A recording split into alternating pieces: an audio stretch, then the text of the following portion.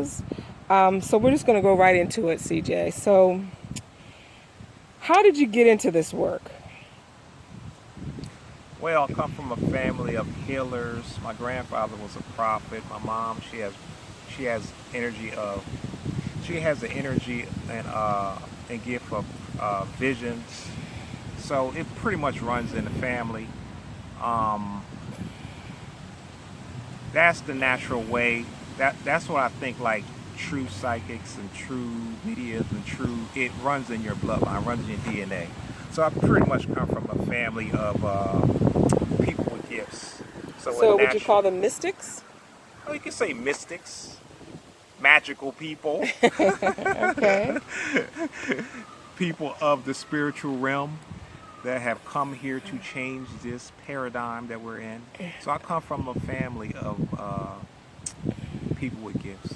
So, and coming from a family of people with gifts, what is your background as far as did you come from a religious background, a spiritual background? And if you came from a background of religion, what took you from that religious background to where you are now, which is dealing with your gifts and just spirituality? Well, I come from a Baptist background, Christianity. But it was different when I was growing up because I come from what they call like a Pentecostal or holiness congregation environment. And that in that congregation, it dealt with fasting. It dealt with I've seen spirits come out of people like exorcisms. I also seen people being healed, people that didn't know how to walk being actually healed. So I've seen a lot of magical things. It's not like the church nowadays. It was really real. I mean, they literally practiced what they preached. So it was more spiritual than religious. Okay, gotcha. So then what is it that brought you to where you are now and doing the work that you're doing? Like what was in you that decided that I kind of want to move away from the religious background and kind of get into my spirituality and that I want to do work around this?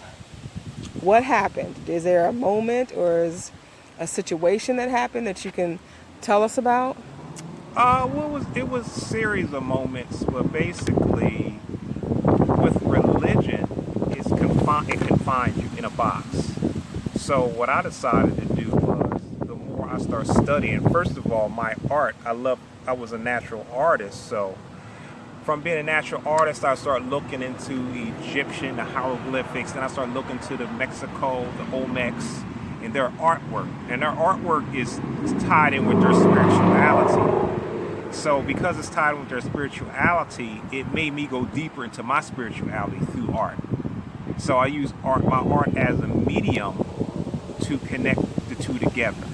So that's the thing that brought me deeper into my spirituality by just looking at the artwork itself, because pictures are worth 1,000 words. So it's like studying the coded message that they had in their artwork that unlocked what was hidden inside of me.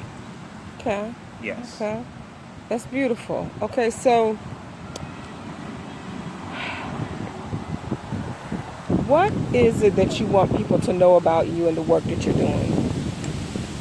Basically, the work that I do, just like I just said, was I combine my artistic abilities to unlock people's spirituality.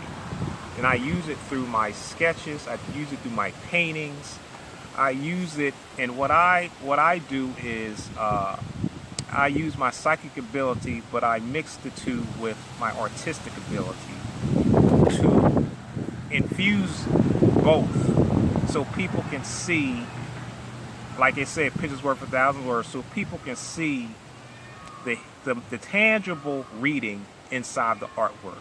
So what I practically do is draw out of them the things that were hidden and draw to them the things that will help open them up so they can live a life more in harmony with nature and their true nature of who they are. Okay. So then tell me, what do you think about, what is your take on what's going on with the world right now? What's going on with the world right now is because everything has to change. Basically, what's happening is things are changing where people are starting to wake up from this dream that we're in. They thought that this was real, but now they're seeing that it's not real. This is more about confinement. Look at it. Look at it this way. When we first came here, look at it like, let's say 6,000 years ago. We came down to this dimension to learn our lesson. Okay, it was a school. It was like a university. It was like being on campus, but it was in harmony because we wasn't in our ego mind. We was more dealing with I would say our stellar mind, our star mind. Okay, so it's like the more we stayed down here, the harder the test became. The more asleep we became. Before we was interdimensional, so we can see both sides. So we understood why we were here.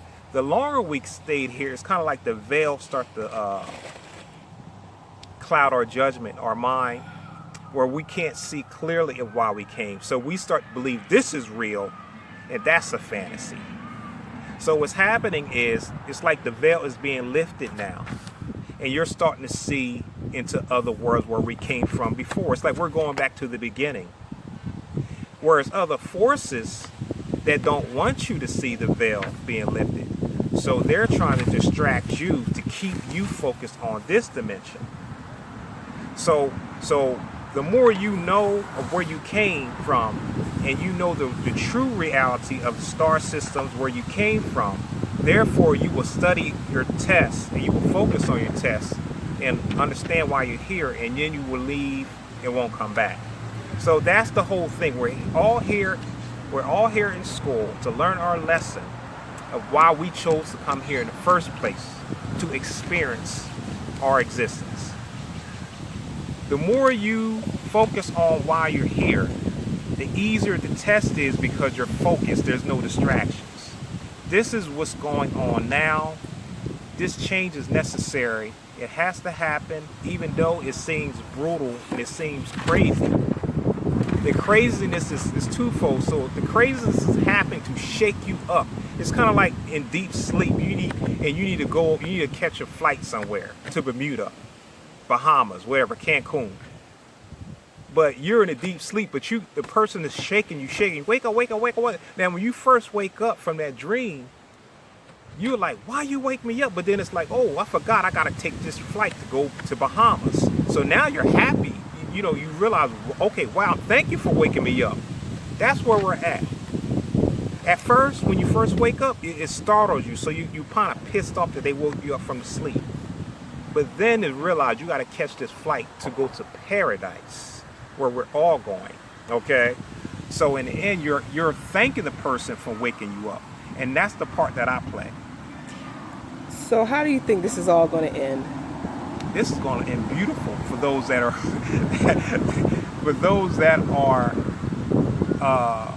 even those that are resistant. It's still going to end beautiful once they realize the world that they're truly in and the world that they're going to. Okay. So I have one more question for you. Okay. What advice would you give someone who is just starting their spiritual journey and starting to awaken? As far as what? Like what advice would you give them? Like as far as their journey and their path and how to proceed with it? I would say those who are, you mean like a person just starting, like Yes. just waking up? Yes, a person just waking up. Well, a person just waking up, I just recommend that they spend more time in nature to become more in harmony with the elementals, which brings them peace of mind. I know we're dealing with the world of technology right now, but you have to balance the two.